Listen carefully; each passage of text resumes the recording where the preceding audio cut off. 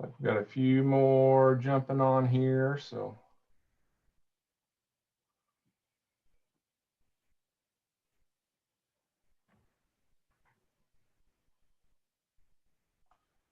Give it about another minute and we'll get started.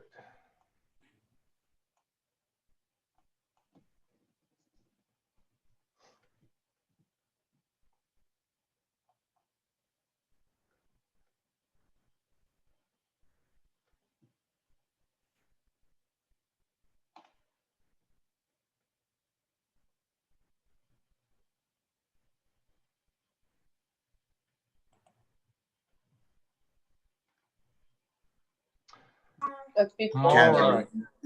Oh. Don't mute or unmute.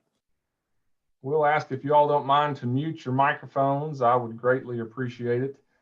Kind of keep some of the background noise to a minimum. If you're on your computer or if you're on an iPhone, tablet, something like that, it should be pretty easy to, you should find a little mute button, it should be in your bottom left corner.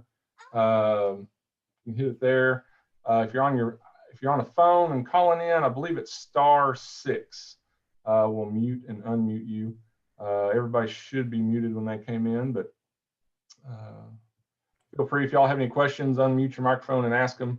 I think we'll go ahead and get started. So for those of y'all that don't know me, I think I probably know most of you all on here this evening, but I'm Adam Probst. I'm the Ag and Natural Resources Agent here in Woodford County at the Extension Office. And tonight we're just going to do a quick informational meeting on the 2020 County Ag Investment Program, or CAIP, as a lot of times we call it, or some of you like to call it the bull money, or that money up there at the office, the ag building. So it's got a lot of different names, but we'll try to cover a little bit tonight. I'm going to do a little bit different.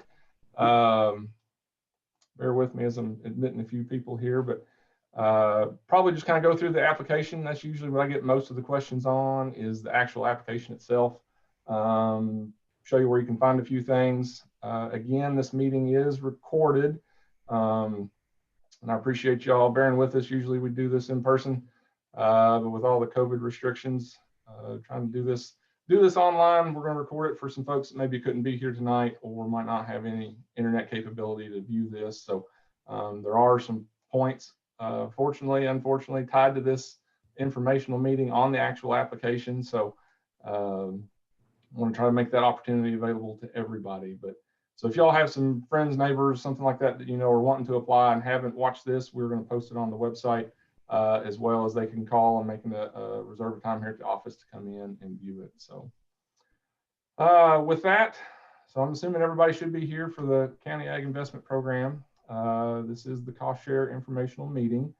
The sign up period right now is going to be from November 9th, which was Monday, through December 7th of 2020, which would be a Monday. You can drop off applications here at the office. Currently, we're open in person here in the back at the Extension Office, 8 to 4:30. You can also drop it off. There's when we kind of get into the nuts and bolts of the application, I'll show you where you can drop it off after hours, or for whatever reason things happen and we have to close up shop for a few days, depending on how some of these COVID regulations go. So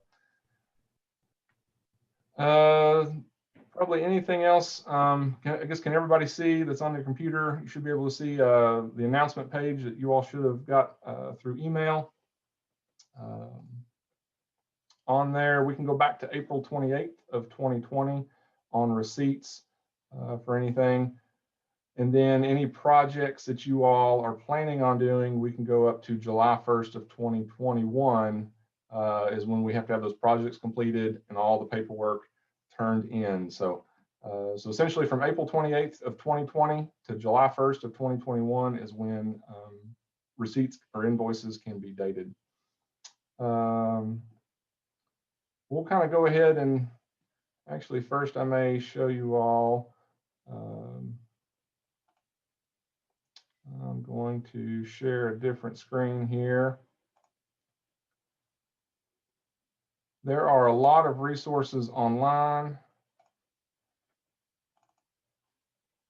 So you can go to, everybody should be able to see our Woodford County Extension Office website. If you go to the website, all of the application resources can be found on there. You can click on the cost share information tab. The actual application can be found there. You can also pick it up here at our office. Again, like I said, we're open 8 to 4:30, or you can pick it up here at our office. There is a file cabinet out at the front door of the Ag Resource Building, closest to Falling Springs. And in the top drawer of that file cabinet, there are blank applications that you can pick up if you'd like to do that. There's also a list of all the investment areas, so you can kind of see all the different items that might be covered under the CAIP program. But you can click on all of these, go through the application. You can fill them out on here and then print them off is an option.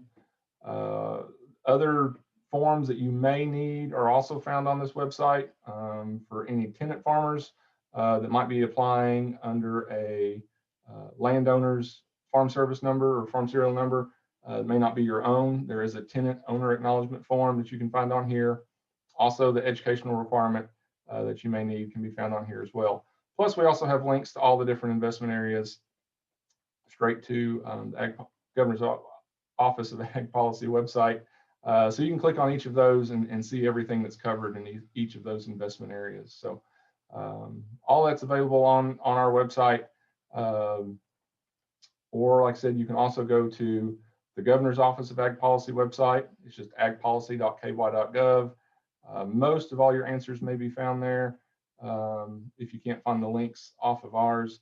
But under the program portal, you should be able to find the County Ag Investment Program, which is the very top one there. And then all those investment areas are listed here. And then the standard guidelines as well, which will be included with that application. So, but kind of getting into the actual application itself, we're not a lot of it has changed from last year. I'd say I think most of you all have applied in the past. Now this year, you all should see the 2020 County Ag Investment Program Producer Packet Instructions. So it looks a little bit different on the front page, but was trying to give as much instruction for you all as far as completing it, turning it in, that sort of thing. Hopefully avoid any mishaps down the road. So so again, we'll have, as part of this packet is the actual producer application. We'll ask that you answer all questions on the application. The scoring committee cannot award any points to any unanswered questions or questions that might be answered multiple times. So so be sure you mark your answer clearly on each of those. Also, as part of that packet is the 2020 CAIP Producer Report and Certification. And this is just where we ask you to fill in what you're planning on doing and about how much, your approximate cost of what it would cost. Unless you've already completed the project, then you can fill in what you actually did and the actual cost. Here's where I usually try to avoid any mishaps of something like a tractor. Unfortunately, we can't cover a purchase of a tractor in this program. And this is where I try to steer you off and say, well, we can't really cover that. And before you go out and actually, complete some of those projects and then realize after the fact that you weren't, that wasn't an eligible project. So also part of that is the 2020 CAIP certification for educational requirement. Again, you don't have to complete this educational requirement prior to turning in the application. So again, applications are due by December 7th. Don't have to turn it in by then. It just has to be turned in before we can either reimburse you or July 1st of 2021 when that program deadline is. So just have to have it completed. Unfortunately, this meeting won't count. And to be honest, with a lot of the restrictions we've had, I'm probably going to be a little more relaxed on that than I normally am. Webinars, there's been a plethora of webinars out there for folks. And I think if you all are on this tonight, you're probably not any stranger to getting on and doing some of these webinars or videos online. If you can fill out and complete that educational requirement form, that seems seems to me like you've completed it, then we'll sign off on it and go with it. So the end of the application packet will be the producer guidelines and responsibilities. And again, that's just the standard guidelines. Those are all for your records, so you can rip those off and keep those. Again, for those of you all that had applied last year, not really anything too new on you. Anybody that maybe not have, may be a little different. The local board has asked that you all turn in pages 39 and 40 of your completed ag water quality plan with your application. There's some questions on here we'll get to, and that way we can ensure that you get the maximum number of points for that question. So again, all eligible projects must be completed by July 1 of 21. Receipts must be dated after April 28th. We do need an original signed application. I always get questions about, emailing you stuff. We can take an emailed or faxed application, but we really need to have that original application in by the deadline. And there's a drop box here on the back side of the building. If those of you all are familiar with Ag Resource Building, kind of our extension office front door is kind of around back just a little bit, but right beside there's a red door. There's a black box with a red flag, and you can drop those off anytime. Or if you don't feel comfortable, you can drop those off during office hours from 8 to 4:30. But we're checking that pretty regularly, usually 3 or 4 times a day. So if you don't feel comfortable coming in for whatever reason, feel free to just drop it off in there and put the flag up, and we'll grab those applications. So again, the deadline to apply December 7th at 4 p.m. Any questions on timeline as far as the application, how far back we can go on receipts, what you may need to turn in, that sort of thing? You all can fill them in the chat box or unmute your microphone, whichever is easiest. No, good. All right, well, we'll move on a little bit on into the application a bit here. This is where I usually get most of the questions about the program, kind of how to answer some of these. So hopefully this front page is pretty straightforward. First name, last name, social security number. I usually get a question about, do we have to provide our social security number? Unfortunately, the governor's office does require that. That is how they identify you as a producer, is by your social security number and your farm serial number. So those are both required to be a complete application. Also, I'll note on your mailing address, be sure to put your mailing address, maybe not your farm address if it is different. A lot of times people will put the farm address there. There's a spot down below for that. So this is where we'll send all your notification, this mailing address, whether or not you've been approved. That's where we mail the check, everything else. So be sure you get your mailing address correct, email address. On down in the farm information, there's the farm serial number. So again, for those of you all that have applied in the past, nothing really new, but we do require that you register the farm with the Farm Service Agency, which is here in the Ag Resource Building. Real simple process. They would just need a copy of your deed and a plat of the property. Essentially, all that does is they know that that property belongs to you, and they mark the boundary. They assign you a farm serial number. That allows you not only participate in this program, but any of the other USDA programs that might be out there as well. So you don't have to have the farm serial number when you turn in the application. We can, if you're in the process of doing that, we can just put in there pending for now. We would just need that farm serial number before we could provide any kind of reimbursement on any practices. So the rest of this, I think, is pretty straightforward as far as county, farm name, if it's registered with the Secretary of State. One other thing, a lot of times we'll get questions on is the tax ID. If your farm is incorporated or an LLC and you pay a separate set of taxes for the farm versus your personal income taxes, when you receive a reimbursement from the Woodford County Ag Advancement Council for this program in the spring, we will issue you a 1099.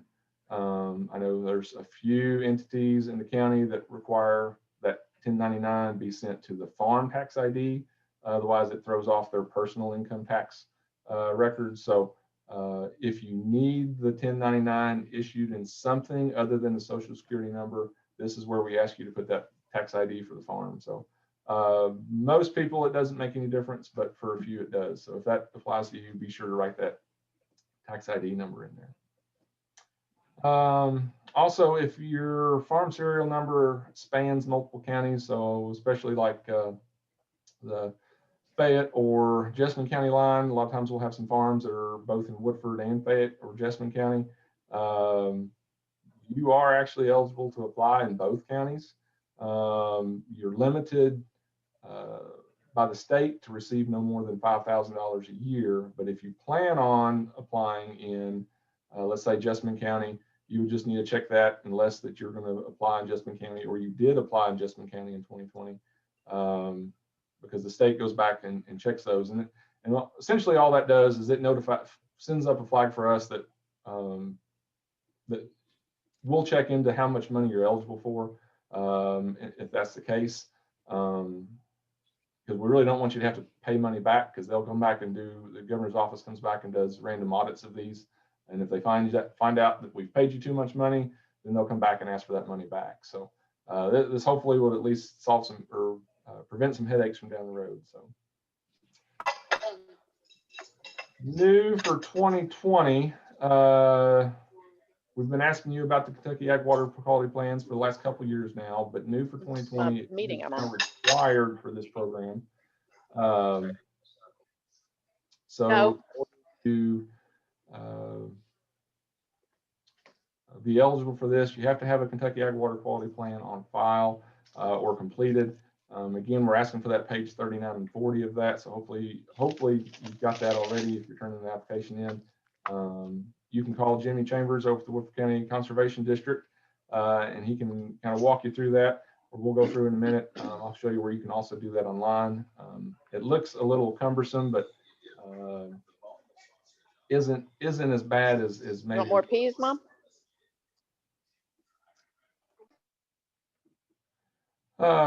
Moving on down here, it's on the second page. Again, it's just a little more on farm information if you're applying in another county or if you're applying as a tenant farmer. So hopefully that's fairly well straightforward.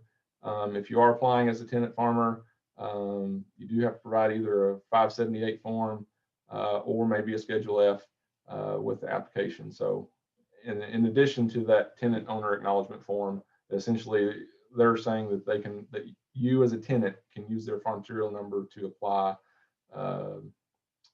for these monies. Moving on down a bit, so actually getting into the producer questions, the actual application. Most of these are going to be the same as what you've seen the last couple of years if you've applied in the past, but this first question is, which answer best describes your past participation in the CAIP program?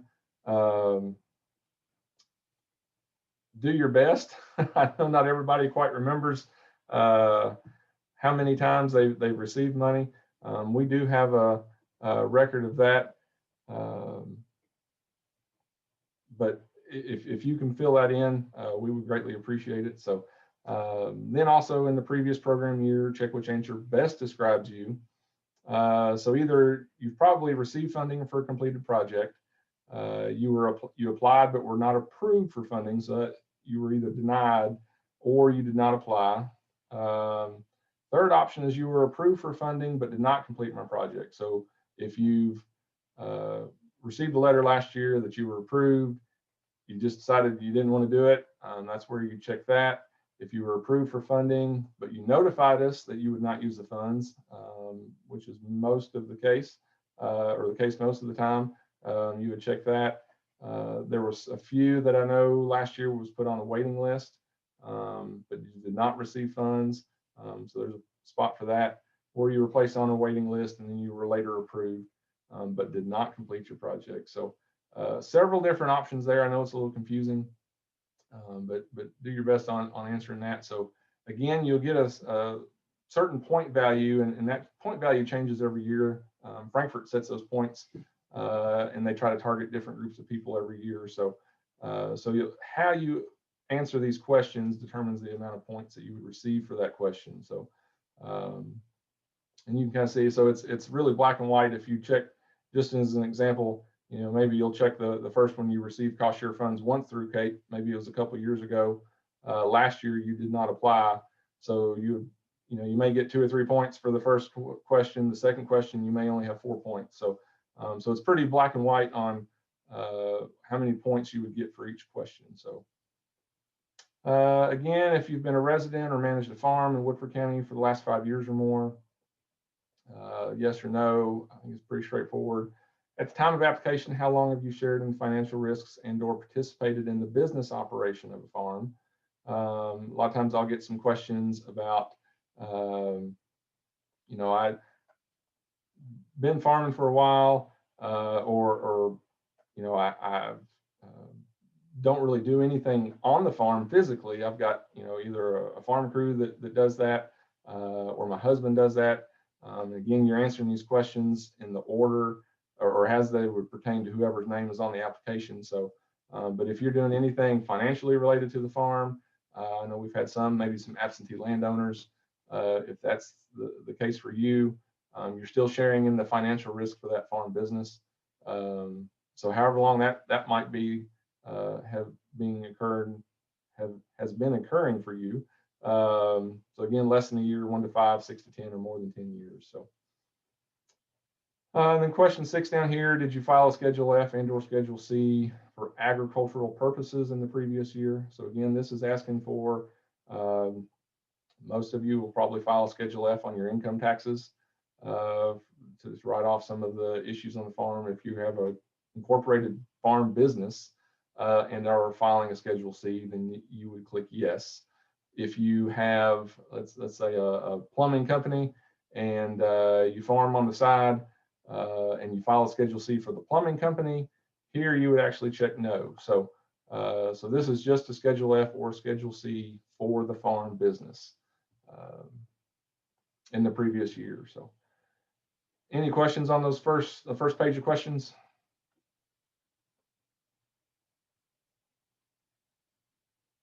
If not, I'm going to keep rolling on here. So moving on down, usually get a few questions on number 7 here. Which statement best describes your level of tobacco dependency? For those of y'all that remember, we used to have a tobacco quota. It was all administered through USDA there. So you might have owned quota in the past and never raised tobacco. But if you own quota in the past, you would check that you have owned quota, or you may have grown and marketed tobacco, whether or not you owned tobacco quota or not. Other option is you have not grown tobacco or owned any quota. So anybody that might have purchased any land, since around was 98, 99, you would not have had a quota tied to that property, but you may be the son or daughter of someone who did. If you grew up raising tobacco, that sort of thing, you would check the second box there. Third box is pretty obvious. You've never grown tobacco or owned any quota. So hopefully those are a little more straightforward. Used to have some dates in there on when you raised tobacco and different things, and they've taken a lot of that out now. So question 8, have you added a new farming enterprise, modified an existing farming enterprise, and or added a new practice within 5 years of the date of this application? I'm hoping most of you all should be able to answer yes to this question. A lot of it comes down to, if you are applying for these funds, hopefully you are modifying some sort of enterprise that you're already doing, or you're adding a new farming enterprise. So again, yes or no, what did you add or modify? Some examples on this may be, as far as modifying a farm enterprise, maybe you've always had some beef cattle. Now you're starting to sell some freezer beef. That's a modification to that farm enterprise.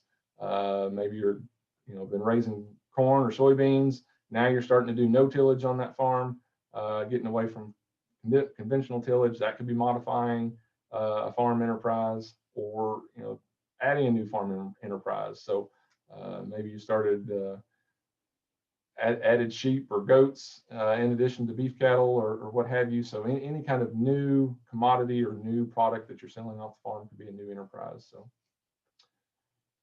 9, do you keep production records for your farming enterprises? And again, it gives some examples there, and I usually get some questions. Well, I don't do any of these, but I keep records. So those are just some examples that are being used. So any kind of production records, financial records, if you're filing Schedule F, hopefully you've got some financial records for the farm. But it could be simple, simple just yield data. How many bales of hay did you get off this field last year? How many calves did you have versus how many cows that you exposed a bull to? Different things like that. It doesn't have to be real in-depth. It doesn't have to be spreadsheets. It could be all handwritten. But as long as you're doing some sort of record keeping for your farm business, you should be able to check yes here. The second part of that question is, are you currently utilizing any record keeping software? Like, you could be using Excel online. You could be doing Quicken, QuickBooks. Maybe you work with a CPA. If you've got a large enough operation, you're working with a CPA that does all that for you. And at that point, you're still utilizing some record keeping software for that. And you can check yes on this. 10, have you increased your farm income by selling any value added products? And again, it kind of gives some of the USDA value added definitions in there. But going back to the beef standpoint, maybe you've always had some cattle, but now you're starting to do the freezer beef. That would be a value added product, because now you're selling not necessarily the calf, you're selling the actual hamburger from that calf. Other things, maybe the physical state of the object. Like there are examples on there, selling instead of strawberries, maybe you're making jam, that sort of thing, or any kind of branding you might have done as well to preserve the identity of that.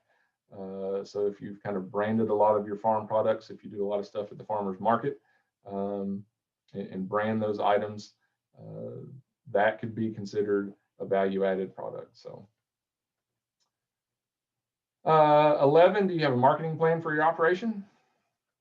I hope most of you all should be able to check yes on this.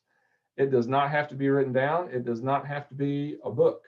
It can be a simple 1 or 2 sentences, kind of what you plan to do or how you plan to market your crops or livestock or whatever the case may be. Essentially, as long as you've got a plan for what you're doing, you're not just out here raising cows just to look at them in the backyard. So that's kind of all we're looking at there. Hopefully everybody should be able to mark yes on that. 12, did you soil test within the last 24 months? Yes or no? I think that's pretty straightforward. I usually get a few questions about, I raise cattle. I don't really have to worry about soil testing. My argument is you're still raising cattle, you're harvesting grass, so you really need a soil test because you're wanting to manage the grass on your operation. I do have a few cases where we've got a couple aquaculture producers in the community that are like, well, we really don't use soil, and no, you don't. But if you do any kind of water testing, I think we could work with you on that question. If you're doing kind of media testing, that sort of thing. So the biggest question, or the biggest point from this question, is really just kind of that you're doing some additional steps other than just taking things for granted. You're actually invested in that enterprise, or you're invested in your operation. So moving on down to question 13 there, that's the question I was mentioning earlier. List up the 6 best management practices from your Kentucky Ag Water Quality Plan in place on your farming operation. This is where we're asking you to submit page 39 and 40. It spells them all out when you complete your Ag Water Quality Plan, so there really isn't any question on whether or not you'd be eligible to receive those points.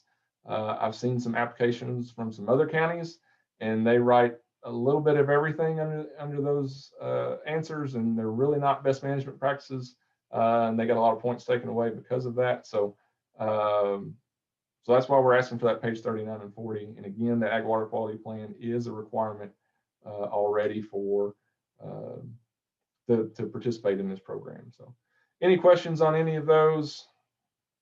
I know there's kind of a wide variety of questions on that page, but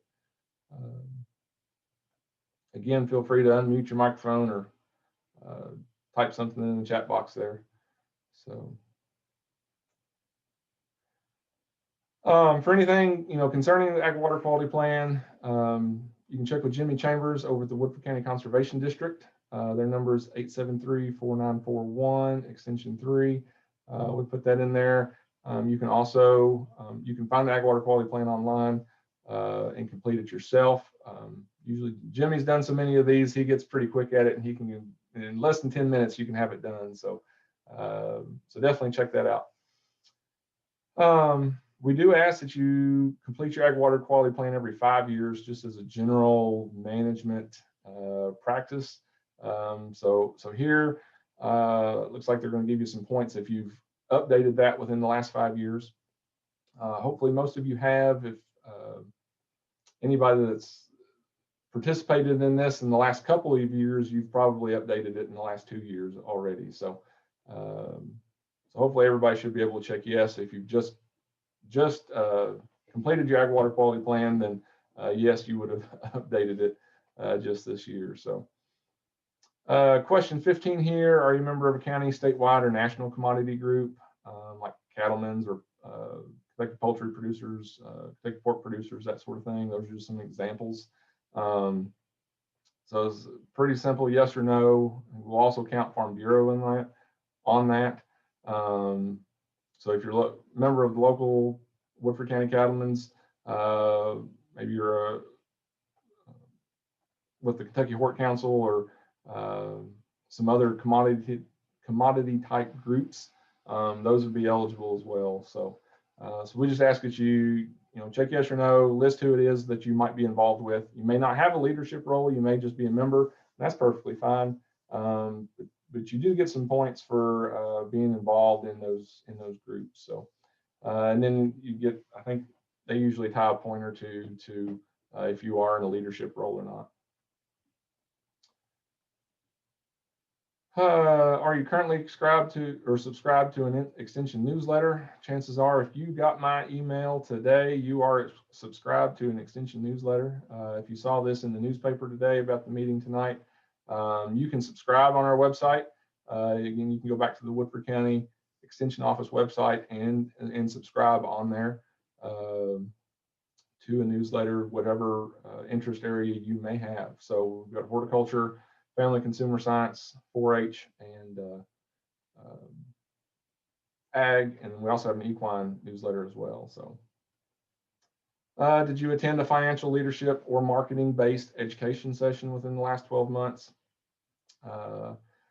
That's going to be pretty broad. If you have, if you work with a CPA on a lot of your farm taxes, that sort of thing, that could count towards your educational requirement for this. Also, we could count that for question 17 here. If you're working with him on or her on, what you should be doing on the farm financially, maintain maybe for tax reasons, different things like that. I know there's a few folks that attended the Kentucky Beef Conference here just last month with that. That's also a financial or marketing based education session. If you've done anything, maybe you've done some other webinars or something. I think a lot of us are getting kind of zoomed out with all the restrictions, COVID restrictions we've had. But if there was any kind of marketing component to maybe a meeting you had participated in or webinar you had watched or something, that could also count. So are you currently a Kentucky Proud member? Yes or no? Hopefully that's pretty black and white. If you'd like to become a member, you may do so. You can, there's a link there to become a member for Kentucky Proud. It's all through the Kentucky Department of Ag. So then have you hosted a non-farm demonstration, field day, or informational workshop within the last 24 months? There might be a few of you all that could say yes on this. Any kind of demonstration plots, things like that. It doesn't have to be, any kind of extension field day or workshop. There's a farm there in Midway here. Just I guess this last weekend was having some demonstrations with some different livestock judging groups, so that could count. Just something within the last 2 years on any of that. So, and then did you attend a CAIP producer information meeting for the current or previous program year? Yes or no? That is actually where you would put this meeting tonight. So hopefully everybody here tonight should be able to mark yes and get a few points for that. I will ask if you are watching this tonight or if you're watching the recorded version for the date of the event, just so we know that you've watched this and not just writing the date down. We ask that you put 4601, which is the last 4 digits of our telephone number here at the office for the date. That way we'll know you've actually watched this video and gone through it instead of just writing the date down. So if y'all don't mind, write that down. I'll repeat it at the end. Hopefully I'll remember. But again, for the date of tonight's information meeting, if you all don't mind writing in 4601, again, it's the last 4 digits of our telephone number here at the extension office. That way we'll be sure you get credit for that tonight. So any questions on any of the questions?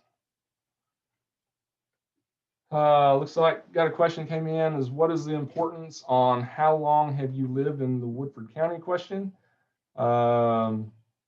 So again, Jim, that was, they do that for every county. I don't know how many points are tied to that this year. Usually it's a minimal amount of points, but you do get points for how long you've lived in the county. You do get some points for how long, or if you've done it for more than 5 years. You get a few points if you've managed a farm in Woodford County for more than 5 years. So I know they do that in I think all the applications for every county. And then why don't they ask what percentage of your income comes from farming? I know that used to be on here. I'm really not sure why they took it out. They used to have several points tied to that question, and typically the more or the higher percentage of your income that came from farming, the more points you received. But again, I really don't know, Jim. Your best bet, if y'all have any actual questions on why some certain questions maybe have taken out or not in there, that sort of thing, is to contact Governor's Office of Ag Policy. Again, Stephanie Osterman is probably the best one to talk to about that. She's in charge of all the CAIP programs. But definitely check with them. They're the ones that make the application. We're just the local administrating entity for it. So that it's essentially, this is their baby. We just kind of give it out and try to get it to you all. So sorry I can't answer your question any better than that. Are there any other questions? Is the cattle finishing seminar from a couple of weeks ago available to listen or watch? I believe it is. I will try to, what I'm going to try to do now, we've got a lot of people probably need these education sessions, and now that some of our COVID numbers are going up in the county, I'm probably going to try to email a lot more, maybe some recorded videos, recorded things that we've done the last few weeks. There's several options that are out there. I will see if I can find that and send that out to everybody. Or we will try to make some of those videos available on our website. So.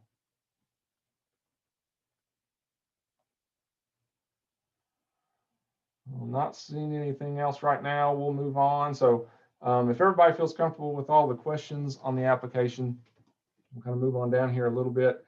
Here's where you'll actually pick your investment areas.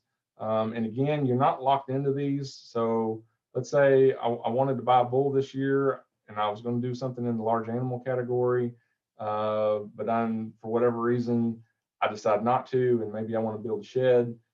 It's perfectly fine to swap categories. We just can't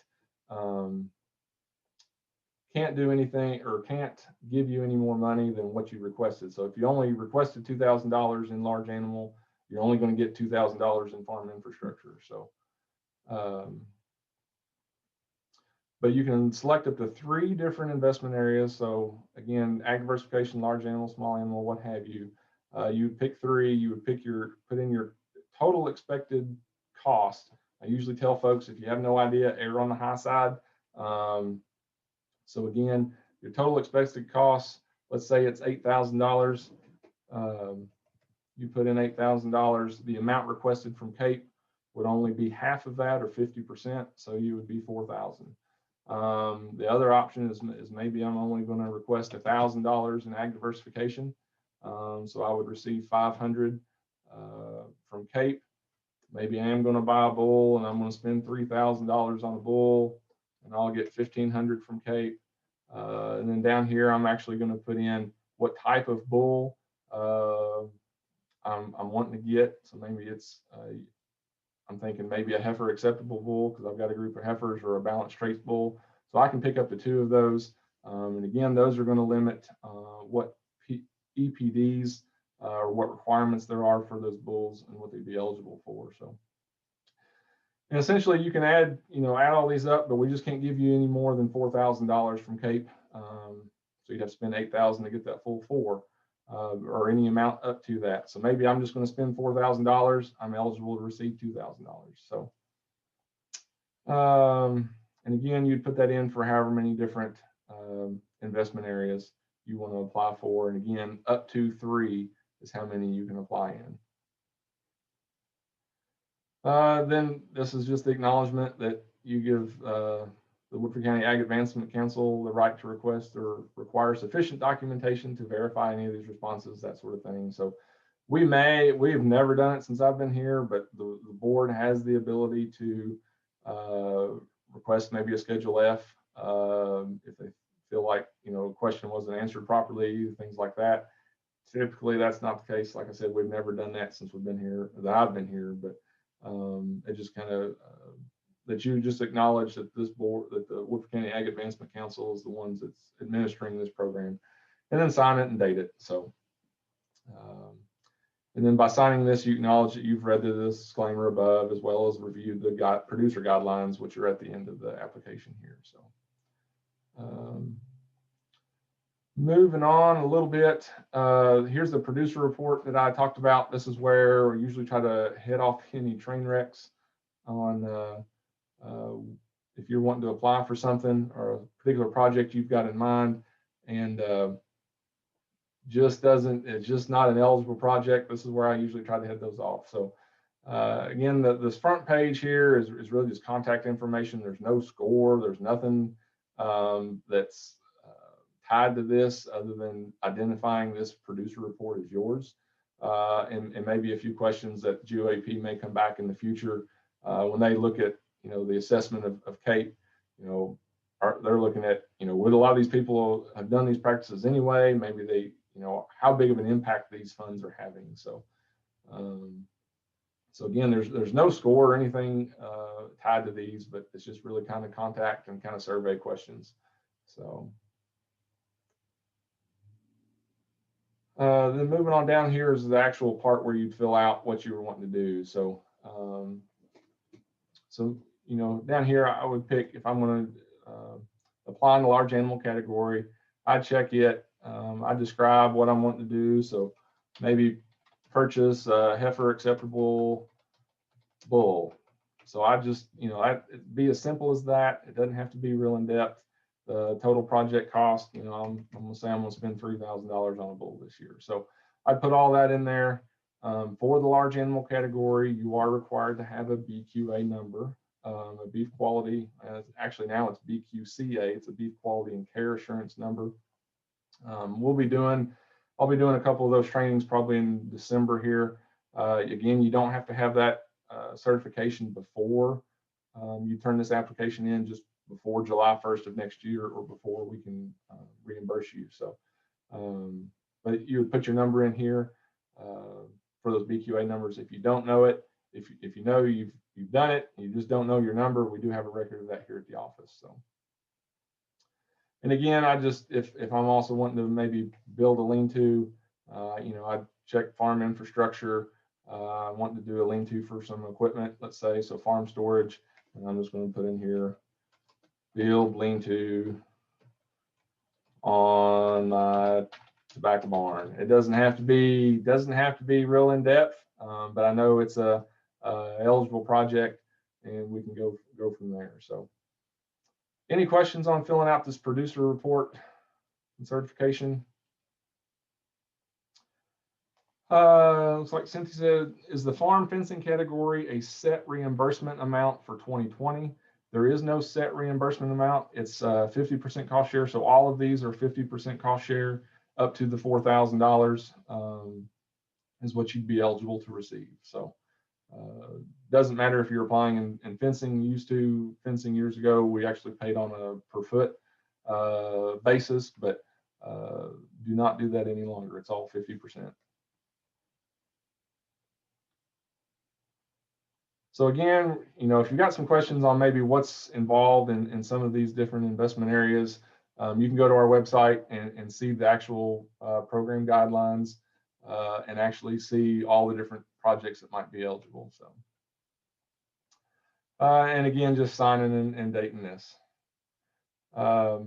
This last form here is the actual educational requirement form.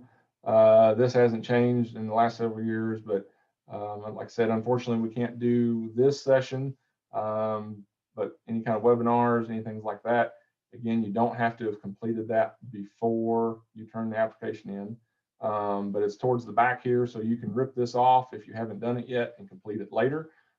That's definitely not a problem. So, and again, just, you know, who, what, where, why, and kind of what you learned is all we're really looking for here. And then you would sign it.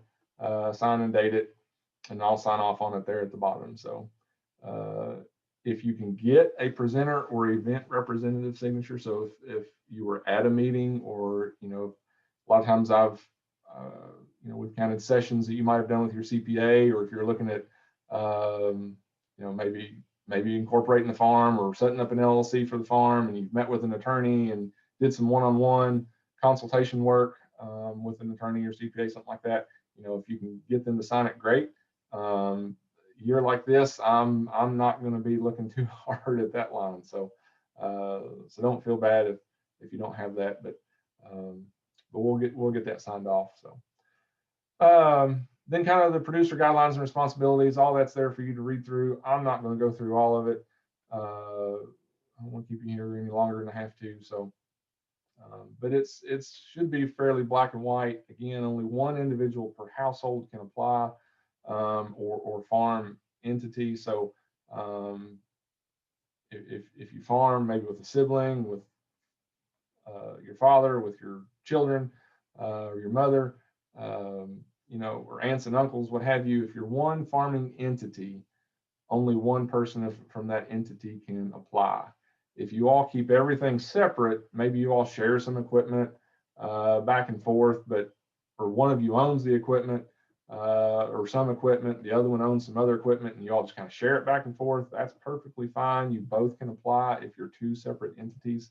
That may be one case in which the board may request a Schedule F, just to determine that there are two different entities that truly exist.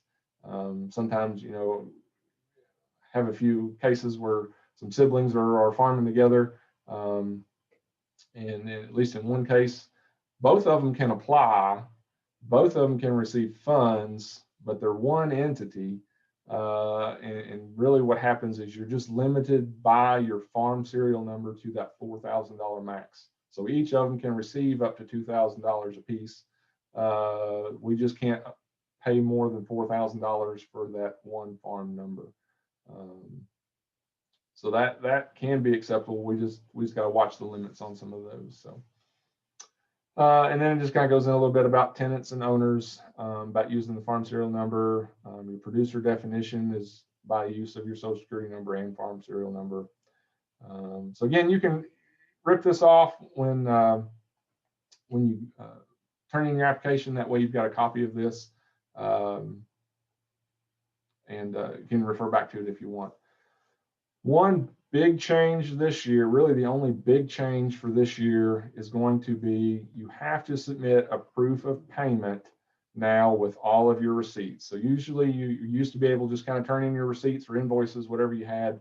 We would look at the dates, make sure they fell within that date range. You would turn in a picture of that completed project.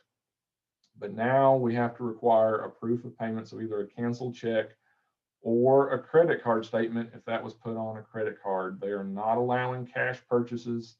So if you went next door and let's say I bought some posts from my neighbor, and I paid him, you know, $1,000 cash, and he wrote me out a receipt, we cannot do that.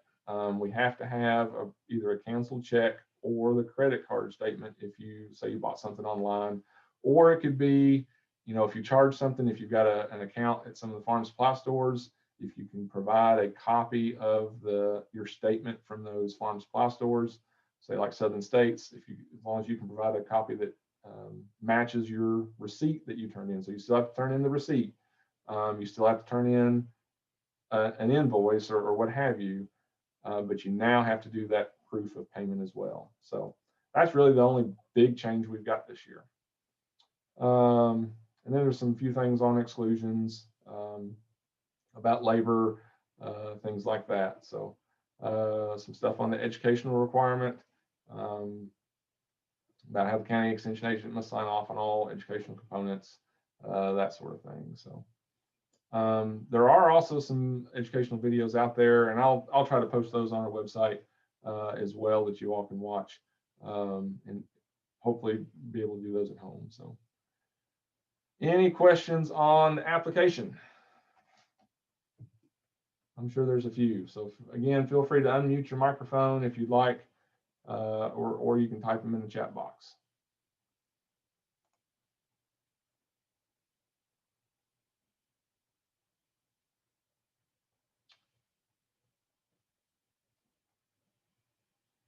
If not, I'm going to try to keep this under an hour, so I'm going to show you just a couple more things real quick.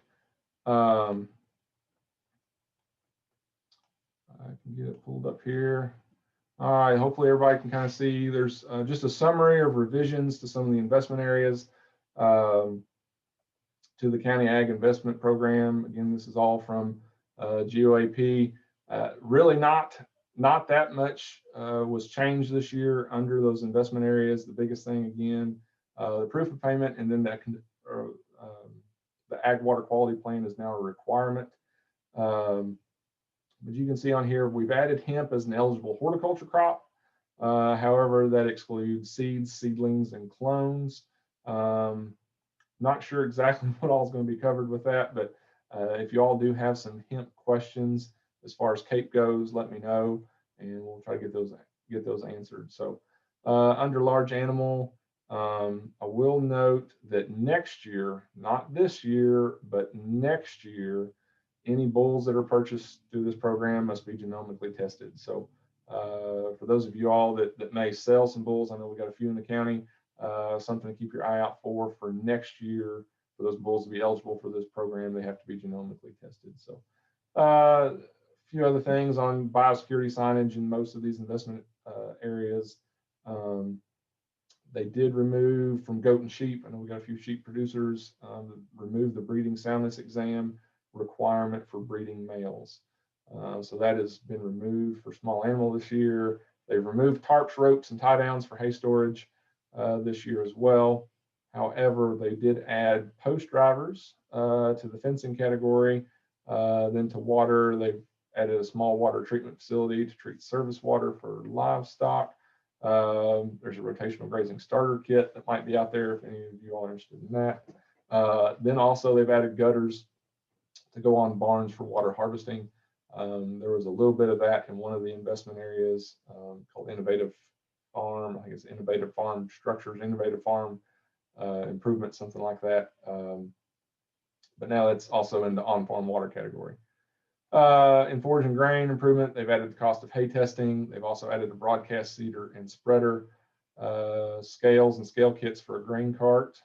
If you currently have a grain cart, and you must retrofit it. So looks like under poultry and other fowl, they've also added a pH meter, ammonia reader, and relative humidity reader. So so there's a few things out there that have changed, but very, very, very few. So let's see.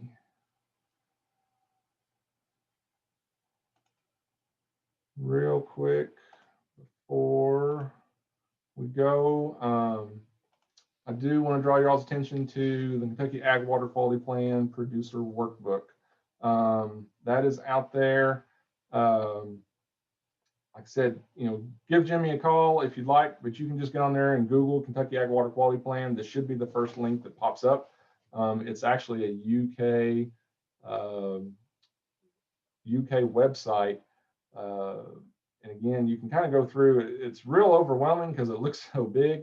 But really, once you kind of get into it, you realize it's not so bad. Again, if you own 10 acres or more, you're actually by law required to have one. So just click yes. And then a lot of this is contact information here on the front. But then once you kind of get down in here, you'll see, like for crops, if you don't grow any ag or forestry crops on your property, you just click no, and you skip this whole section on crops. And maybe you've just got some livestock. Maybe all you're doing is just grazing some steers or something in the summer, or maybe a few goats or sheep. And you're not raising any hay. You're not doing anything like that. And you can skip some sections, or maybe you're just doing crops and no livestock. So it's really not as big as what it looks. But as you go down through here, we'll get down. I'll show you what page 39 and 40 look like. Is what you would turn in with your application. So right here is page 39. And as you go through that form, it'll actually give you all the different, automatically fill in all the different BMPs that you've selected. And this is the page that we're really looking for. Then page 40 here is just your contact information. So name, farm number, and that sort of thing. So, and this is where we also look at make sure your water quality plan, your farm serial number matches up with the farm serial number you're applying for. Maybe you've got an ag water quality plan on one farm and you're applying under another farm number. So we really need those farm serial numbers to match up. So, and that's about it. I'll show you all, if you all get on the Governor's Office of Ag Policy website, there's a few resources in there. This is under the County Ag Investment Program. So any of the EPDs for bulls, you can click on that. This is also linked off our website. You'll be able to see all the EPD requirements for the different categories of bulls. That is on there. They're new this year. Our geneticists, UK, worked on a bull assessment calculator. So whether you're buying a bull through this program, selling a bull through this program, that's something you might want to look at utilizing. You would just put in your breed information or the category information. So maybe I'm looking for a heifer acceptable bull and I'm looking for an Angus. I can plug in the actual EPDs of what maybe the bull I'm looking at. So maybe the calving EPD is calving ease is 4, weaning weight is 38, and the yearling weight is, let's say, 65. I can click the check eligibility, and you can see the eligibility requirements are not met. The big reason it's not met is because my calving ease is too low. So maybe I found another one. Calving ease is a little better, and you can see that it's met. I know a few of you all sell some bulls. You can actually come back in here and for sellers, it looks a little bit different. It's similar, but looks a little different. So again, maybe I've got an Angus. I put my animals EPDs in here. So maybe I've got a 4, let's say a 36, 65 on the yearling weight. Let's say our milk EPD is maybe an 18. Maybe I'm not even gonna worry about some of these others. And I can check the eligibility. So this particular bull is only eligible as a low maintenance bull in this program. So, so it's a neat tool you can use if you're selling some bulls through to some people that are using this program, and you can kind of see what some of these bulls may qualify for. So again, that's all off the Governor's Office of Ag Policy website. It's again linked off of ours at the Woodford County Extension Office. So. Looks like we have one question on types of acceptable fencing. Any fencing technically is eligible.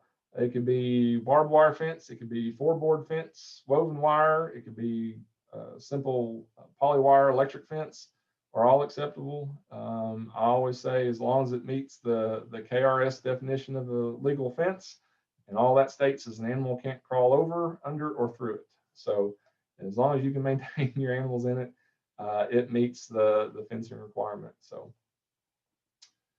the biggest difference is, if you're doing a 4-board fence, is the $4,000 just doesn't make doesn't go quite as far as if you were doing maybe a couple strands of high tensile or woven wire or something like that. So, any other questions?